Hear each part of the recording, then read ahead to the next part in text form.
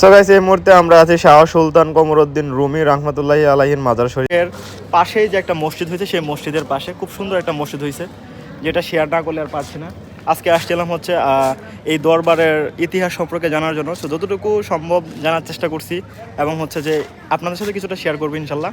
অবশ্যই এই ভিডিওটা কিন্তু আপনি ইউটিউব চ্যানেল গ্রাম্য জীবন ইউটিউব চ্যানেল কিন্তু পেয়ে যাবেন।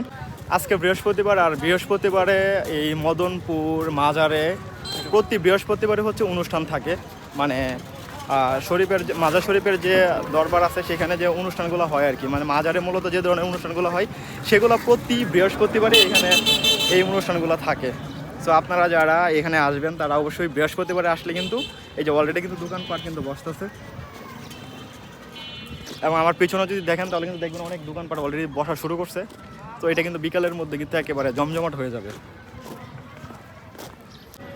সো দেখা হচ্ছে ভিডিওর মাধ্যমে। ধন্যবাদ।